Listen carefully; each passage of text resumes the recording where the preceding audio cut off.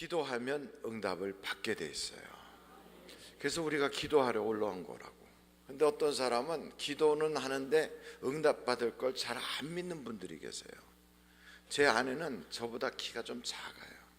아내 얘기하는 것은 세상 사람들이 아내 얘기하면 뭐라고 그래요?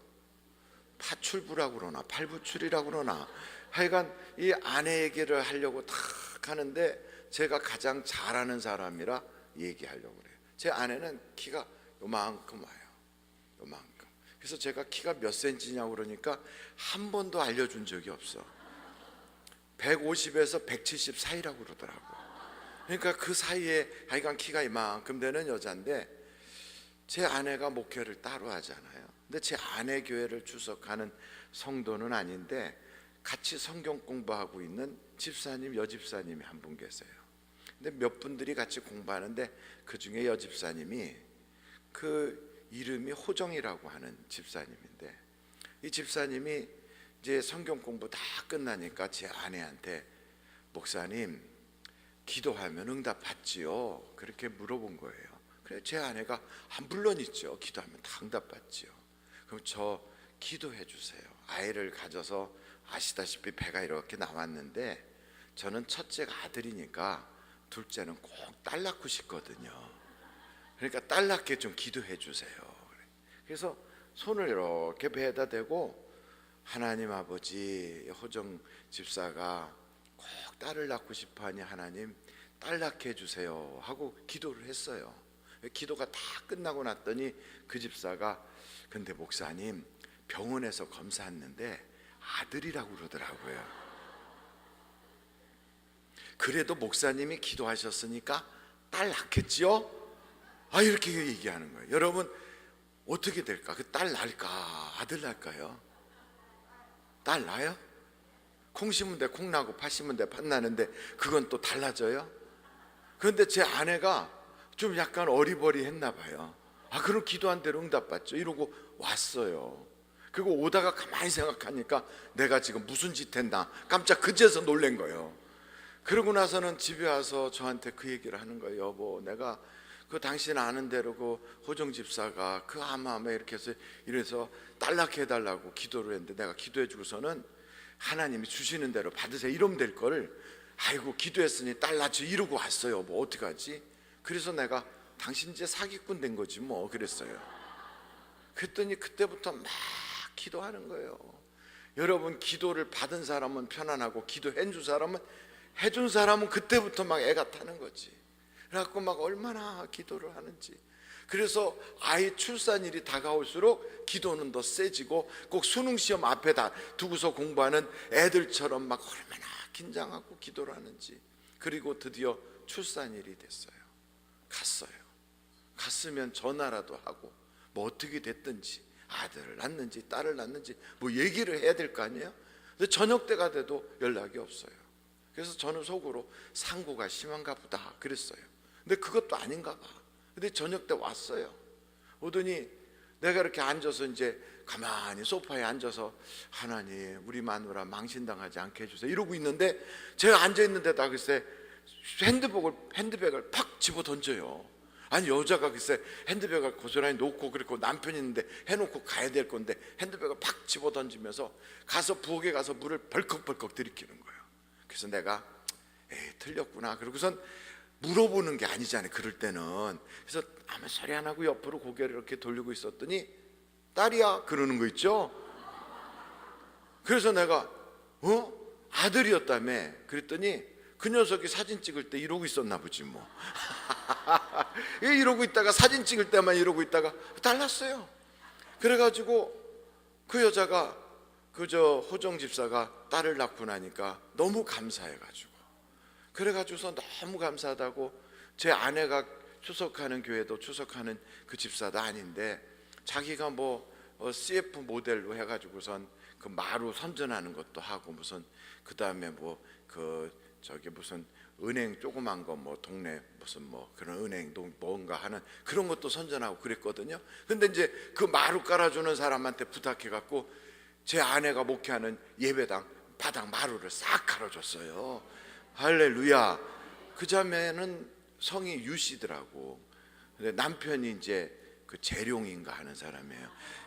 그런데 하여간 그 자매가 그래갖고 애를 딱 낳는데 글쎄 딸을 낳은 거예요. 너무 감사하다고 제 장인어른 생일날 와가지고 그냥 그때 이렇게 하나님이 살아계시다고 이러면서 노래도 불러주고 그랬어요. 그러니까 하나님은 지금도요 기가 막히게 기도에 응답을 주시는 거예요. 그러니까 우리의 인생은 이 말씀처럼 여기 보세요. 눈을 떠서 어둠에서 빛으로, 그리고 사단의 권세에서 하나님에게로 돌아오게 하고 죄사함을 받고 거룩하게 돼서 그 안에서 기업을 받게 하려 하심이라. 그러면 우리의 인생은 잘 되게 돼 있단 말이에요. 잘 되는데 이상하게 꼬여, 안 되고 안 풀리고 막 문제가 심각하고. 그러면 우리들은 왜 나는 이렇게 팔자가 사나운가, 나는 남들처럼 왜 인생이 잘 안 풀리나, 이런 생각을 할 수가 있거든요. 그런데 여러분, 꼬이는 것도 은혜예요. 어떻게 하면 하나님 안에만 있으면, 이게 중요한 거예요. 하나님 밖에서 꼬이면 망하는 거지만 하나님 안에만 있으면 꼬여도 은혜고요, 안 풀려도 결국은 간증하게 되는 거고. 그래서 여러분, 병을 얻었던, 사업이 망했던, 직장 취직을 못하든, 뭐 문제가 심각하든, 그 사람 입장에서 볼 때 앞길이 아주 깜깜하고 모든 게 막 어둡다 그러지만 하나님은 이미 우리를 바꿔놨어요. 어둠에서 빛으로. 그러니까 어둠에서 빛으로 바뀐 인생이기 때문에 뭐가 안 되는 것 같고 꼬이는 것 같아도 그게 축복이라 이 말이에요. 여러분, 사울이라고 하는 사람은 그 집안에서 어떻게 처음에 왕이 되느냐? 물론 하나님이 택해 주셨지만 낙이 잃어버려 가지고 그거 찾으러 가다가 사무엘 만나 가지고, 그래서 사무엘을 통하여 하나님 기름 부어라 그래 갖고 기름 붓고 나중에 왕이 되잖아요. 잃어버렸어요. 재산 잃어버렸는데 그게 그에겐 은혜가 되더라고요. 은혜가. 그래서 성경에 보면 그런 예가 참 많이 등장해요. 어저께 제가 남겨야 될 것 3가지를 남기자 이런 얘기를 하다가 결론도 못 내고 그냥 갔거든요. 어저께 안 오신 분들도 오늘 결론 들으니까 복 받은 거고, 어저께서 이어서 예배를 드리는 분들은 이어가니까 얼마나 감사해요. 여러분, 한번 창세기서를 한번 딱 찾아보세요. 창세기서로 가보시는데 창세기서 26장이에요. 26장. 창세기서 26장 1절서부터 보겠어요. 1절 찾으셨어요? 예, 그러면 1절, 2절, 그리고 3절, 4절까지, 그리고 5절까지, 1절부터 5절까지 시작.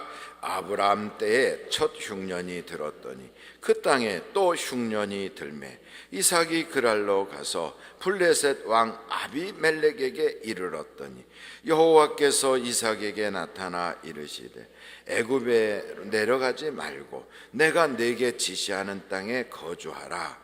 이 땅에 거류하면 내가 너와 함께 있어 내게 복을 주고 내가 이 모든 땅을 너와 내 자손에게 주리라. 내가 내 아버지 아브라함에게 맹세한 것을 이루어 내 자손을 하늘의 별과 같이 번성하게 하며 이 모든 땅을 내 자손에게 주리니 내 자손으로 말미암아 천하 만민이 복을 받으리라. 이는 아브라함이 내 말을 순종하고 내 명령과 내 계명과 내 율례와 내 법도를 지켰음이니라 하시니라. 그래서 어떻게 됐나? 그렇게 해서 이삭이 거기 있었어요. 그랬더니 12절 보세요. 12절. 거기 창세기서 26장 12절. 같이 한번 읽어보실까요? 시작. 이삭이 그 땅에서 농사하여 그 해에 100배나 얻었고 여호와께서 복을 주심으로 13절 시작. 그 사람이 창대하고 왕성하여 마침내 거부가 되어. 할렐루야. 그러니까 여러분, 농사는 아무나 짓나? 그 농사 아무나 짓는 거 아니거든요. 농사를 잘 짓는 사람은 토양도 알아야 되고 기후도 알아야 되고 품종도 알아야 그게 되는 거지. 그냥 가서 아무데나 씨 뿌려 놓는다고 농사 되는 게 아니거든. 근데 더더군다나 흉년인데 그 지역 사람들도 흉년이면 못 살겠다고 하는 판인데, 그런데 농사를 졌는데 남들 다 안 되는 흉년에 이 사람은 100배나 얻었어요. 그래서 마침내 거부가 된 거예요. 그러니까 남들 다 망할 때 부자 되면 도리어 갑절이 아니라 백갑절로 부자가 되는 거예요. 그러니까 세상 사람들이 다 경제가 어렵다고 그래도 하나님은 살아계셔서 하나님 말씀대로만 순종하면 기적과 역사가 나타나는 거예요. 그런데 이 모든 축복이 어떻게 돼서 그랬는가? 성경에 보니까 이삭이 순종을 해서 그래요. 그런데 그 순종하기 이전에 뭐라고 나와 있냐면 5절 말씀 보세요. 5절. 이게 참 놀라운 비밀이 거기에 담겨져 있어요. 5절. 그 창세기서 26장 5절에 이렇게 만민이 복을 받으리라 하면서 5절에 뭐라고 그랬어요? 다 같이 읽어보겠어요. 시작. 이는 아브라함이 내 말을 순종하고 내 명령과 내 계명과 내 율례와 내 법도를 지켰음이니라 하시니라. 그러니까 이 말씀을 딱 보니까 이삭 너 혼자 잘했다고 되는 게 아니라 너 아버지 아브라함이 이렇게 잘해서 그래서 너가 잘하면 복만 주는 게 아니라 아버지 때부터 이어오는 축복을 너가 다 같이 받게 해주겠다 이 말이에요. 그러니까 여러분 이게 얼마나 놀라운 일입니까? 부모님이 잘 해놨어. 그러면 그 축복을 하나님이 이렇게 쌓아놨다고요. 근데 그 자녀가 하나님께 순종을 잘해. 그러면 아버지 때부터 오는 그 축복이 그 자녀에게 막 갑절로 임하게 되는 거예요. 그러니까 잘 못하는 농사도 지면 그게 되는 거예요. 이게 얼마나 놀라워요. 그러니까 여러분 우리는 우리 자녀들에게 한 3가지를 남기면 역사가 나타나는 거예요. 여기 보니까 이 사람이 이렇게 했잖아요. 명령, 계명, 율례, 법도 뭐 이거 다 찾아보면 하나님께서 내게 주신 은혜의 말씀을 순종하고 또 내가 깨달은 말씀을 순종하고 교회에서 받은 직분을 순종하고 하나님께서 내게 주신 사명을 순종하면 그것 가지고서 내가 순종할 때 내 자녀도 하나님께 아멘 하고 순종하면 그 축복이 막 자녀에게 쏟아져 들어가는 거예요. 그래서 이렇게 안 풀리는데 흉년 만나서 살 수가 없어서 이민 가려고 하는 그런 판에도 하나님이 그게 복이 되게 하시더란 말이에요. 꼬이는데. 그래서 여기 성경에 보면 한나라고 하는 여자가 있어요. 누구요? 제 아내 이름이 미국 이름으로 오한나거든. 남편 성이 오시니까 따라서 오한나라고. 그래서 미국에 가면 친구들이 참 다 오한나 오한나 불러요. 그래서 지금은 싫어해. 김한나라고 부르라고 그래. 왜냐하면 자기 성을 가지고 싶어요. 어림도 없지. 결혼하면 남편 성 따라가는 거예요. 우리도 결혼 딱 누구하고 했냐면 예수님과 결혼했거든. 그래서 우리는 예수님의 것, 그래서 크리스찬이라고 하는 거예요. 하나님의 아들 예수님의 성을 따라가는 거예요. 신분이 다 바뀌었어요. 그래서 내 팔자 운명 무슨 뭐 우리 집안 내력 이거 다 상관없어. 예수님의 팔자로 싹 바뀌었어요. 그래서 주님이 주시는 걸 우리가 그대로 순종하면 이 역사는 성경에 뭐라고 그랬느냐, 천대까지 이르러 복을 받으리라 그랬거든요. 한나라고 하는 여자가 결혼을 했어요. 근데 애를 못 낳아. 여러분, 여자가 결혼하면 애 낳는 건 자연스러운 일이에요? 아니면 부자유스러운 일이에요? 자연스러운 일이에요. 결혼하면 하여간 믿는 사람이든 안 믿는 사람이든 애를 다 낳아요. 그런데 이상하게 결혼을 했는데 믿는 사람인데 애가 안 나와. 근데 성경에 보면 꼭 하나님께서요 이렇게 말해요. 천하 만민이 너로 인하여 복을 받으리라. 그러면서 내가 너를 하늘의 별과 같이 내 자손을 많게 하고 땅의 티끌과 같이 너희 후손들을 셀 수 없이 많이 주리라. 아니 그러면 막 나도 쌍둥이도 낳고 막 그냥 막 낳아야 될 거 아니에요. 그렇게 약속은 딱 돼 있는데 사라가 애를 낳아요? 못 낳아요? 못 낳아. 하나님이 그 약속을 후손 이삭에게 딱 줬는데 이삭의 아내도 이삭의 나이가 60이 될 때까지 애를 못 낳아. 그러면 이삭의 그 아들인 야곱은 결혼해가지고 여자를 둘이나 얻었어요. 거기다가 그 종들까지 4명이나 됐어. 근데 그 중에 라헬이라고 하는 여자는 결혼했는데 애가 안 나와. 이게 전부 이상하잖아요. 하나님이 막 복주도록 약속이 되어 있으면 거기에서 막 하나님이 막 그 축복이 뭐가 보여야 되는데, 그런데 이상하게 애를 못 낳는 여자들이 이 집안에 계속 들어와. 이상하잖아요, 그죠? 하나님이 하늘의 별과 같이 주겠다 그러면 애 잘 낳는 여자들이 막 몰려 들어와서 집안 전체 며느리들이 그냥 누웠다 일어나면 애가 나오고 막 이틀에 한 번씩 애 낳고 막 이래야 되는데, 이거는 결혼해가지고 남편 나이가 60이 됐는데도 애를 못 낳고 있고, 그리고 아브라함은 이제 100살이 돼야 겨우 애를 낳고, 이게 지금 이상하잖아요. 그런데 이상한 게 그게 복 받는 거예요. 그러니까 하나님의 역사는 인간의 상상과 우리의 계산을 초월한다고. 한나가 딱 결혼했으면 애를 낳아야 될 거 아니에요. 그런데 애가 안 나와. 그러니까 그 남편 엘가나가 생각해봐도 도저히 대를 이어갈 수가 없어. 그래가지고 할 수 없이 분인날을 드렸어요. 그러면 한나가 자기 남편이 다른 여자 딱 드릴 때 할렐루야, 내가 고생할 걸 저 여자가 대신하노라, 이렇게 말하는 여자가 있을까요? 얼마나 속이 상하겠어. 그러니까 그 속상한 자기 아내를 볼 때 이 엘가나가 볼 때마다 안타까워서, 여보, 그래도 난 당신을 사랑해, 나는 당신밖에 없어, 이렇게 말은 하는데 하여간 자기한테는 말로는 사랑한다고 하는데 애는 저쪽에서 자꾸 나와. 그래갖고 분인나가 애를 그냥 수도 없이 낳는 거예요. 여러분, 그러면 마음이 편하겠어요? 그러니까 분인나라고 하는 여자도 기분이 나쁜 거예요. 왜냐하면 남편이 나는 애를 잘 낳아주면 나한테 올 줄 알았는데 맨날 한나한테 가갖고 막 사랑한다고 까꿍거리고 앉아있지, 아주 막 눈이 막 그냥 꼬부라지는 거예요. 그러니 그걸 어떻게 하나 하다가 아주 막 부해가 나니까 애들을 쫙 데리고 한나 집 앞을 한 바퀴 도는 거예요. 이렇게 아주, 그래서 성경에 보니까 격동시키더라. 제가 사우디에 있었다고 그랬잖아요. 사우디 가면 어떤 집은 아내가 4명도 있고 막 그래요. 근데 4명까지만이 아니고 더 많은 데도 있어요. 그래서 애들을 낳는데 아침에 학교에 이렇게 등교시킬 때 스쿨버스를 가지고 등교를 하는데 그 스쿨버스 안에 탄 애들이 전부 한 아버지의 애들이야. 얼마나 많은 줄 알겠죠? 한 아버지의 애들이 스쿨버스 안에 다 탔어.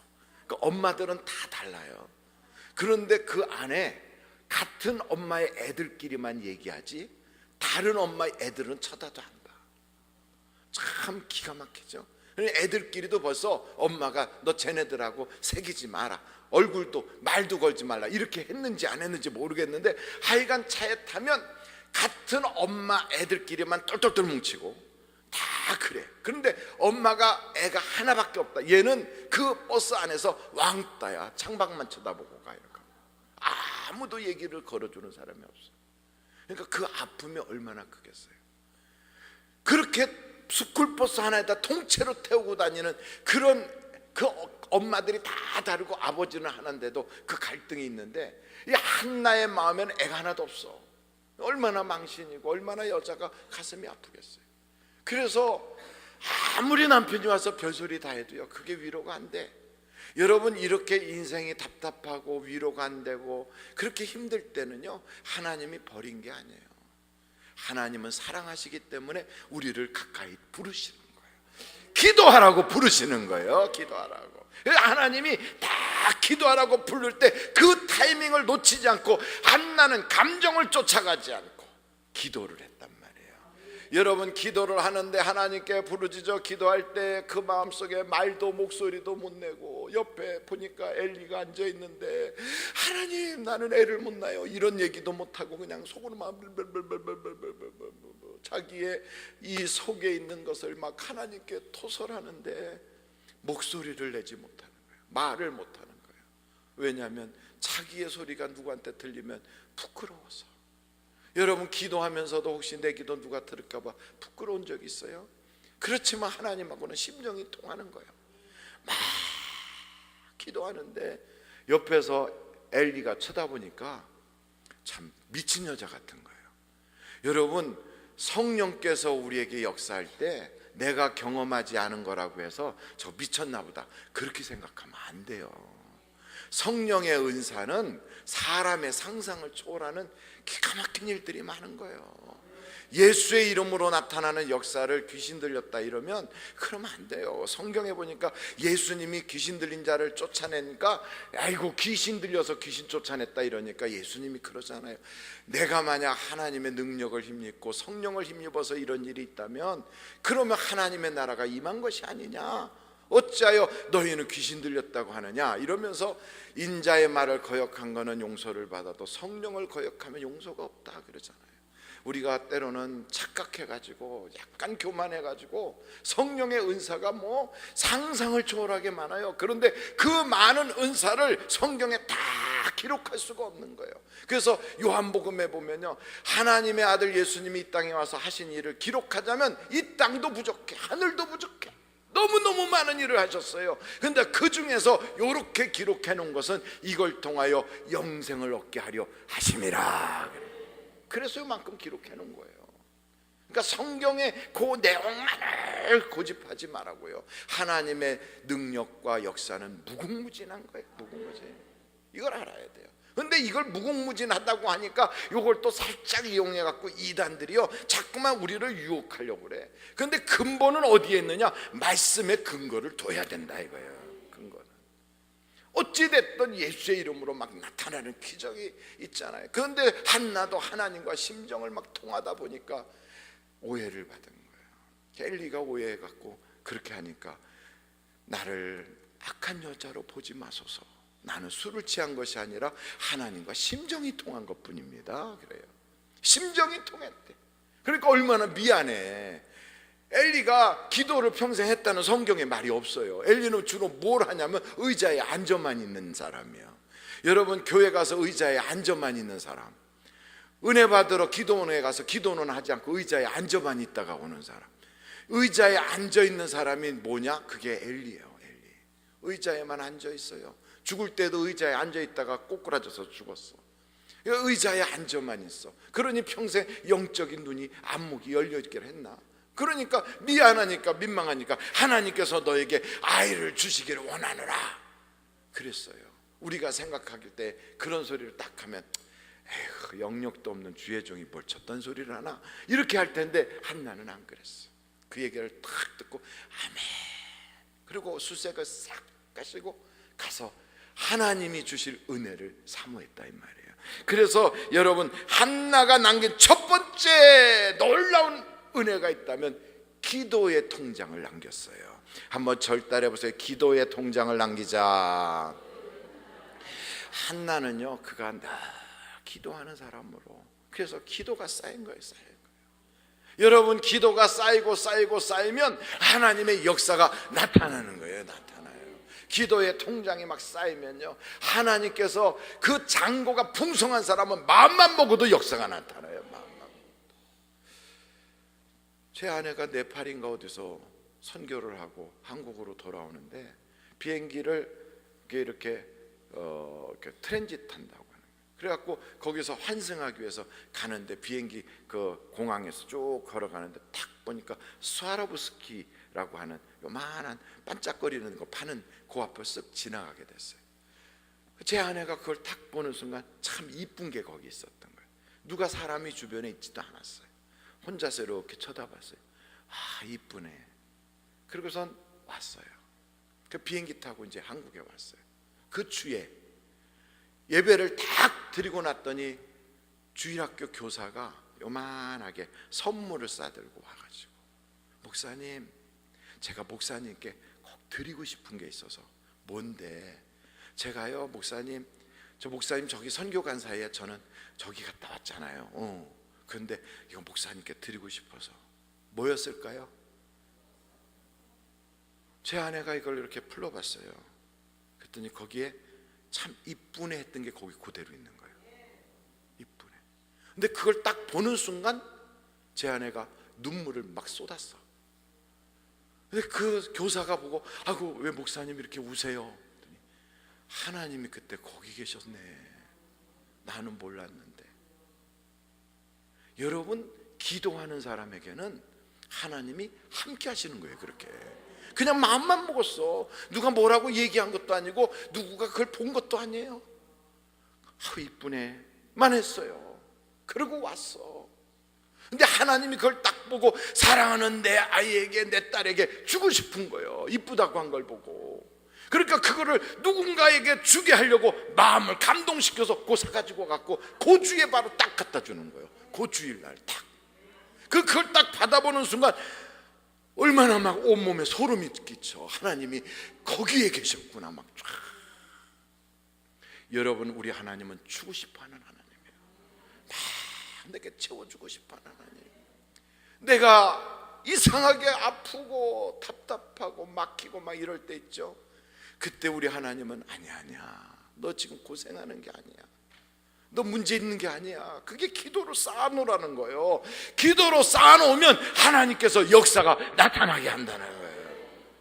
그래서 기도를 막 기도의 창고를 쫙 쌓은 거예요. 오해를 받으면서도 쌓고, 감정 쫓아가지 않고 막 성령의 음성 들어가면서 막 쌓는 거예요. 쫙. 여러분, 기도하는 거는 쉬운 게 아니에요. 사람들하고 모여갖고 앉아서 얘기하는 건 쉬워도 기도는 쉬운 게 아니에요. 근데 그 쉽지 않은 기도를 하나님께 막 하는데, 어떤 분은 그래요. 목사님 저는요 왜 하나님이 기도응답을 안 주시는지 몰라요. 기도응답이 안 오는데, 그 기도응답이 안 된다고 막 걱정하는 분들은 한 두세 가지를 딱 해야 돼요. 그 첫째는 뭐냐면, 성경에 나와 있는 대로 두 마음을 품지 말고, 그리고 믿음을 가지고 감사하면서 기도하면 돼요. 감사하면서. 제가 병들었을 때 기도했을까요? 안 했을까요? 했어요. 근데 기도해도 기도응답이 없더라고요. 근데 그렇게 기도응답이 없었던 저도 하나님께서 딱 깨닫게 해주신 게 있는데, 그게 빌립보서 4장 6절 말씀이었거든. 너희 구할 것을 감사함으로 하나님께 하래라. 감사로 기도를 했어요.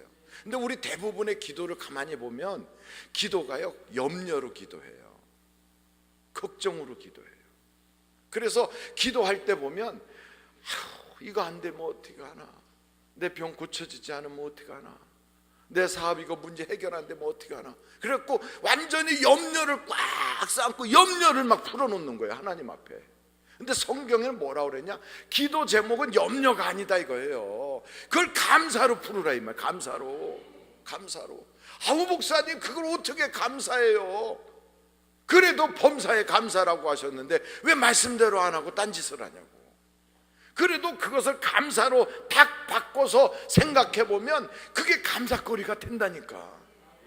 아무리 힘들어도요. 아무리. 저기 어디에요? 세계력교회, 저 부산에 있는 세계력교회 목사님이 한번 간증한다고 그러면서 간증하고선 책을 갖다 줬길래 제가 책을 이렇게 봤어요. 그랬더니 그 책 속에 어떤 그 교회 집사님 얘기가 나오더라고. 근데 그 집사님은 남편이요 게임 중독이야. 게임 중독. 남편이, 이 남편은 지게차를 운전하는 분인데 그 지게차 하다가 어떻게 잘못돼가지고 손가락을 몇 개를 잘려줬어요. 잃었어요. 그러고 났더니 너무 안 돼가지고 그게 부끄러워서 장갑을 끼고 살아요. 그러고선 그 스트레스를 받아가지고 집에만 오면 게임을 하는 거예요. 게임을, 전자게임. 그 게임하는 사람, 저는 심정을 모르겠는데 그 중독 걸리면 애도 굶겨 죽인다고 그러더라고.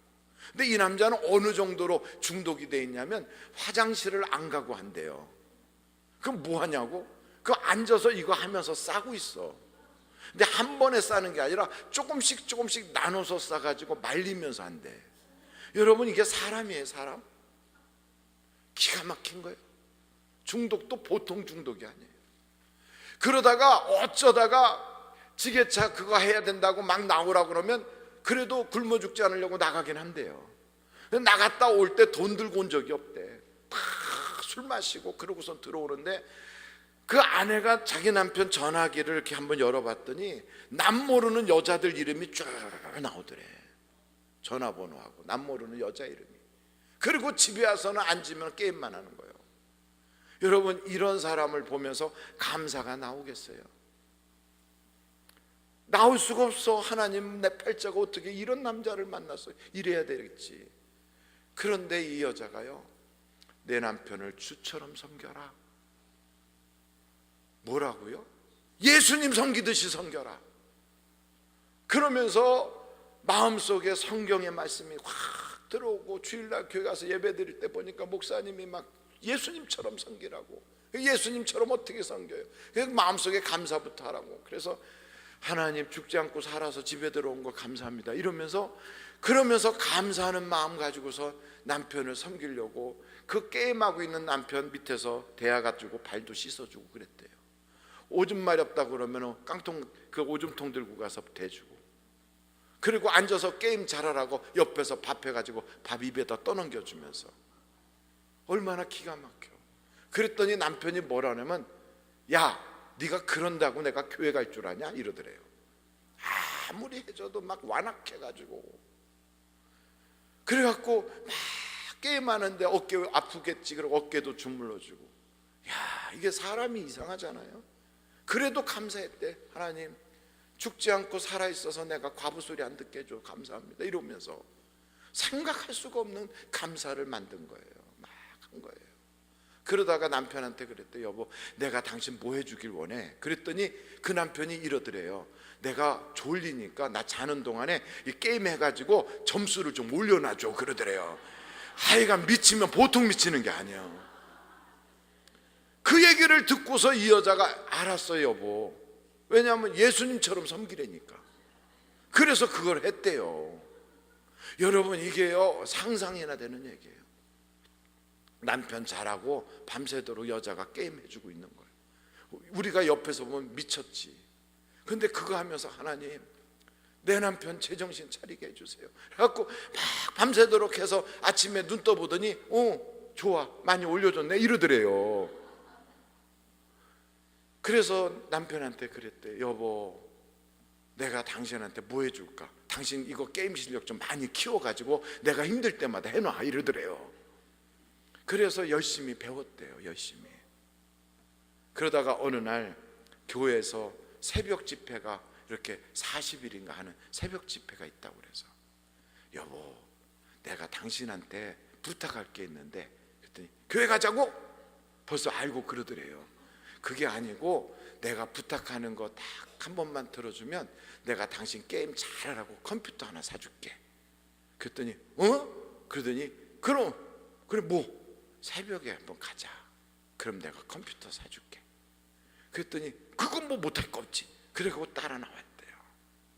새벽에 가서 다 앉아서 새벽 기도를 하는데 얼마나 마음이 쫄이든지, 오늘 이날 우리 남편이 예수님만 만나면 안 돼요. 오늘 이날 우리 남편이 주님 만나야 돼요. 막 쫄여가지고 막 그러는데 앞에서 설교가 그날따라 헌금 얘기를 하더래요. 참 얼마나 막 쫄이는데 막 헌금 얘기를 하더래요. 그런데도 하나님 감사합니다. 감사합니다. 우리 남편이 오늘 그래도 나와 앉아 있어서 저러고 있어서 감사합니다. 감사합니다 그랬대. 그리고 집에 가서 아무 소리 안 하고 남편 눈치만 봤대. 어떻게 하나? 그랬더니 한 번 더 나가줄게 그러더래요. 헌금 얘기만 했는데 한 번 더 나가줄게.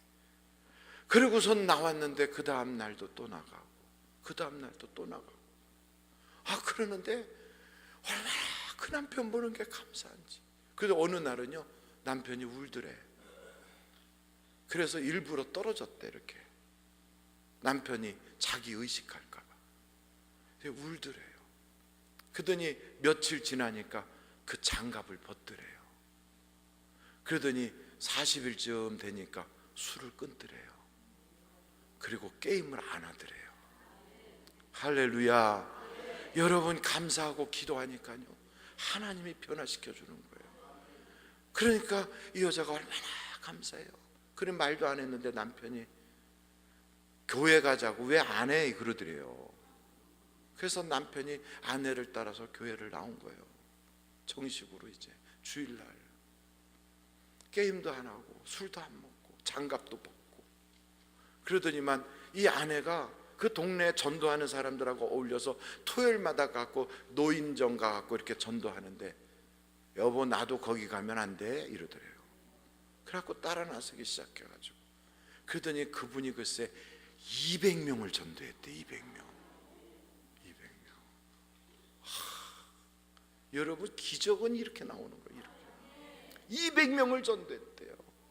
그래서 술꾼, 게임 중독, 형편없이 폐인같이 됐던 사람이 완전히 말끔해지고 열심히 일하면서 주말만 되면 노인정 가서 막 섬기고 전도하더니만 글쎄 그 사람이요 교구장이 됐어. 교회에.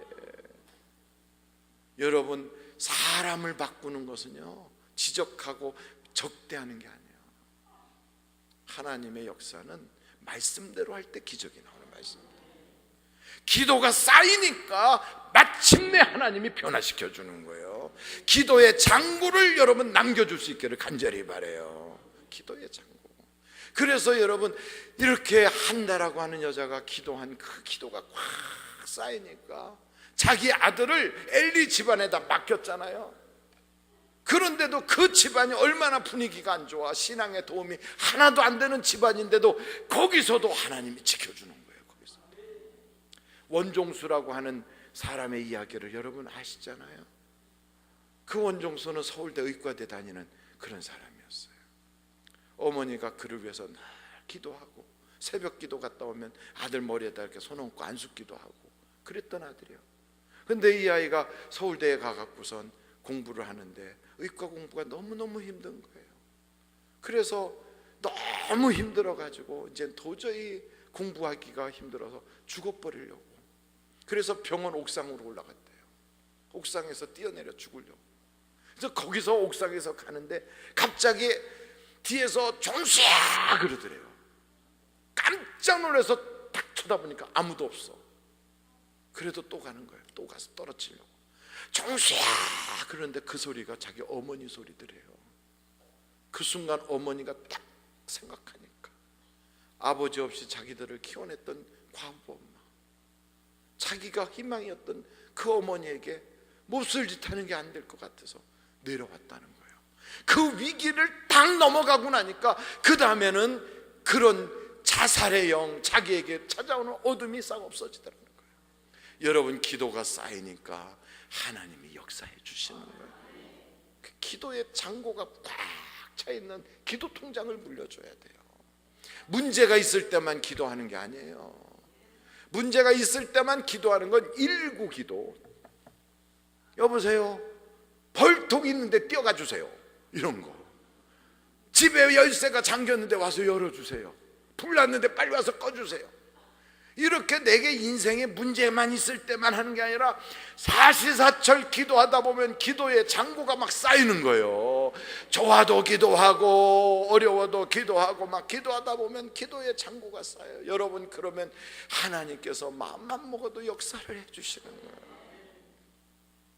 이게 얼마나 놀라운지 몰라요.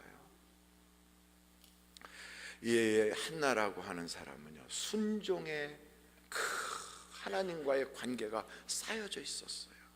순종을 쌓았어요. 감정 따라가지 않고 성령의 음성을 따라갔어요. 아이를요, 그렇게 하나님께 원하는 대로 해서 출산을 했어. 그런데 이 아이를 하나님께 바치기로 약속을 했거든. 근데 여러분 생각해봐요. 그 아이 하나밖에 없어.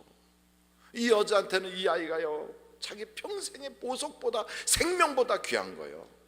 근데 이 아이 이 한나의 그 아들 사무엘을 글쎄 젖먹이기까지 쫙 키운다면 젖을 뗄 때 그걸 갖다가 바치는 거예요. 그걸 바쳐요. 여러분, 이 여자한테는 이 아이가요, 생명이야, 생명. 바람 불면 날아갈까? 혹시 꽉 잡으면 꺼질까? 막 어떻게 해야 될지 모르는 그런, 자기에게 있어서는 내가 아이를 낳은 여자라고, 내게도 아들이 있다고 자랑할 만한 그런 귀한 아들. 근데 하나님께 약속했어. 순종하는 거예요. 갖다가 바치는 거예요. 하나님이 주셨던 감동대로 순종하고 입으로 낸 서원을 순종하고 하나님께 순종의 흔적을 쌓아놓는 거예요. 순종의 흔적을. 그랬더니요, 하나님이 얼마나 기가 막힌지, 사무엘은 성전에서 잠만 자는데도 하나님이 찾아와. 여러분, 하나님께서요, 이렇게 찾아오는 사람 얼마나 기가 막히게 복받은 거예요. 성전에서 잠만 자고 있었어요, 사무엘이. 그런데 하나님이 찾아오셔. 아버지처럼 와서 사무엘아, 사무엘아. 예? 사무엘은 그런 경험이 없으니까 엘리한테 뛰어와서 저 부르셨나요? 아니야, 나 안 불렀다. 가서 자라. 예, 가서 또 자는 거예요. 사무엘아. 여러분, 예배당 가서 탁 앉았는데 하나님이 김아무개 집사야, 얼마나 막 그 기쁨이, 그 그 영광과 감사가 막 내 속에서요 막 파도치고 오지 않겠어요? 파도치고. 그 영적인 체험 어떻게 돼서 그런 거예요? 자기 어머니가 순종했거든. 제가요 신학교 나올 때, 저는 신학 공부를 할 때 제 동기들이 있었어요. 동기들이 저한테 제일 부러워하는 게 참 이상하다는 거예요. 우리는 다 같이 기도하는데 너는 어떻게 한 30분만 기도하면 기도 응답이 오냐는 거예요. 그래서 제가 그랬어요. 너는 아무것도 없는 바닥에서부터 지금 기도한 거고, 나는 아버지 때부터 쌓아놓은 기도가 지금 30분 플러스 돼서 나타난 거예요. 그러니 너하고 나하고 똑같겠냐? 우리 외갓집으로는 5대째 예수를 믿으면서 쌓아놓은 게 있다. 야, 그러니 이게 얼마나 하나님이 나에게 하나님 하고만 불러도 하나님께서 내가 여기 있다 이러지 않겠냐? 그랬더니 와, 정말 부럽다, 정말 부럽다 그래요. 저는 여러분의 자녀들이, 나는 우리 어머니의 기도 때문에, 나는 우리 아버지의 그 봉사 때문에, 이삭의 그 흉년을 만났어도 하나님이 그래요, 아브라함의 순종 때문에 너에게 복을 주리라 하래. 여러분, 아무리 부모가 순종하고 아무리 부모가 기도해놨어도요, 그 자식이 안 믿으면 그 축복이 거기로 안 가요. 그러니까 문제는 부모가 쌓아놓은 그 축복이 내 것이 되려면 부모가 눈물을 흘리고 기도했던 그 자리를 이어받아야 돼. 부모가 믿었던 하나님을 내가 같이 경배하는 사람이 되어야 그 축복이 흘러오는 거예요. 이 사무엘이라고 하는 사람은요, 하나님께서 내가 사울을 버린다 그랬거든. 그 소리를 듣고선요, 그러려면 그러라지 뭐, 이게 아니에요. 내 집안일도 아니고 나하고는 별로 관계도 없는 사람인 것 같은데도 사무엘은요 밤을 새워가며 기도해요. 하나님 어떡합니까? 사무엘이 그렇게 기도한 이유는 사울이라고 하는 사람이 불쌍해서도 그랬지만 이스라엘의 운명을 놓고 기도한 거예요. 이스라엘을 놓고, 하나님 우리 이스라엘을 어떻게 해요? 우리 백성들은 어떻게 하면 좋아요? 하나님 저 사울을 어떻게 하면 돼요? 사울이라고 하는 사람은 자기 기념비 세우러 다니고 사람들 앞에서 자기는 하나님도 잘 안 믿으면서요 자기의 위신이나 챙겨달라고 이러고 다니는 판인데, 그 사울을 위해서 막 눈물 뿌려가며 기도해요. 한 영혼을 살리고자 하는 기도의 흔적이 남아있단 말이에요. 우리가 남겨야 될 게 그런 걸 남기는 거예요. 영혼 살리려고 하는 기도의 흔적이 남아요. 그랬더니 하나님이 그 기도에 응답을 안 주신 것 같아도 하나님의 역사는 다윗을 세워서 민족을 세워주시는 거예요. 근데 참 놀랍지요. 아브라함부터 시작해서 그 축복이 쭉 흘러가요. 그래서 한나가 그 기도하니까 한나에게 그게 넘어갔어요. 한나의 그 기도를 통하여 아들 사무엘이 또 기도하니까 사무엘에게 그 축복이 흘러갔어요. 근데 사무엘의 자녀들은 그게 없어. 그랬더니 그 축복이 누구에게로 넘어가느냐? 그게 다윗에게로 가는 거예요. 다윗에게로. 참 놀라워요. 혈통과 집안의 내력을 초월해서 하나님은 오늘도 찾아봐요. 어떤 사람을? 기도하는 사람을 찾는 거예요. 기도하는 사람. 여러분 성경 한번 사무엘상을 찾아봐요. 2장입니다. 사무엘상 2장이에요. 거기에 30절 한번 보세요. 30절. 사무엘상 2장 30절이에요. 다 같이 한번 여러분 다 찾아서 읽어보시겠습니까? 시작. 그러므로 이스라엘의 하나님 나 여호와가 말하노라. 내가 전에 내 집과 내 조상의 집이 내 앞에 영원히 행하리라 하였으나 이제 나 여호와가 말하노니 결단코 그렇게 하지 아니하리라. 나를 존중히 여기는 자를 내가 존중히 여기고 나를 멸시하는 자를 내가 경멸하리라. 엘리 집안은요 비느하스라고 하는 저 모압 암몬 족속들로부터 이스라엘을 건져낸 아주 영적인 사람이에요. 그래갖고 비느하스에게 약속했어요. 내 후손이 계속하여 제사장 직분을 감당하리라. 그래서 그 후손으로 내려온 사람이 엘리예요. 근데 엘리도 기도를 안 해. 엘리의 아들들은 아주 악한 자들이라 하나님을 경멸하고 예배도 안 드려. 그러니까 하나님께서 그 집안을 딱 끝내버리고 이 축복의 그 계보가, 하나님의 영적인 계보가요, 거기서 사무엘에게로 넘어가는 거예요. 사무엘에게.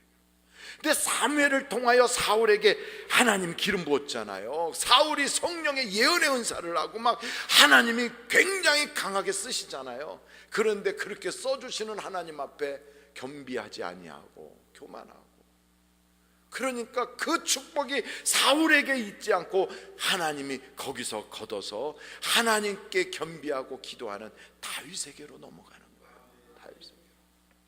여러분, 이 시대에도 똑같아요. 영적 거장들의 시대가 한순간 우리나라에서 팍 불같이 타올랐어. 근데 요즘은 그런 옛날 그 선배들의 불타는 영적 거장들을 눈 씻고 보기가 쉽지 않아요. 기도원에 가도 옛날만큼 부르짖어 기도하는 사람들 많이 못 봐요. 그렇다고 하나님의 역사가 중단됐느냐? 그러지 않아요. 절대로 그렇지 않아요. 하나님은 지금도 찾고 있어요. 지금도 하나님은. 오죽하면 성경 예레미야서를 보니까요, 어린 예레미야를 찾았어. 하나님이 찾다가 사람을 찾을 수가 없어서, 그런데 딱 보니까 예레미야, 이 꼬마 녀석이 하나님 마음에 든 거예요. 그러니까 하나님이 예레미야야, 예레미야야. 하나님은 말씀하고 싶어 하거든. 하나님은 대화하고 싶어 하거든. 그래서 성경에 보면 예레미야를 막 찾으니까 예레미야가 내가 여기 있습니다. 그랬더니 예레미야야, 내가 너를 쓸 거야. 그랬더니 예레미야가 그래요. 슬프도소이다. 나는 애기인데 나를 어떻게 쓰시려고 그래요. 그래도 하나님이 그래요. 내가 말을 하면 나라가 서기도 하고 내가 나라를 치면 그 나라를 엎기도 하리라. 하나님이 그렇게 쓰시는 거예요. 여러분, 지금도 하나님이 사람을 찾아요. 사람을 찾고 있어요. 어둠에서 빛으로, 사탄의 권세에서 하나님의 자녀로 우리를 바꿔주셨는데, 이걸 다 깨닫고 하나님, 내가 이제부터는 어둠을 살지 않을래요. 하나님, 이제는 내가 하나님의 자녀답게 살래요. 이걸 다 결심하고 걸어가면 하나님의 찾으심이 되는 거예요. 저는 오늘 아침에 식사를 한다고 다 제 방에 앉아서 식사하는데 고등어가, 아주 이쁜 고등어가 올라왔어.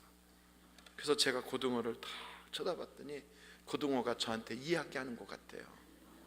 뭐라고 이야기하냐면, 내가 생명을 당신한테 줄 테니 내 생명을 당신은 다 드시고 내가 하는 것보다 더 하나님께 영광 올리소서, 이러고 있는 거예요.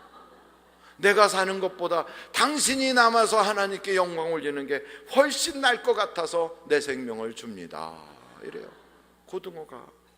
그래서 내가 고등어를 먹으면서 그래, 내가 내 생명을 먹고 내가 꼭 그래마 그랬어요. 그랬더니 옆에서 시금치가 내 생명을 당신에게 주노니. 가만히 생각해 보니까 내가 오늘까지 살아온 것은 남의 생명 먹어가면서 온 거예요.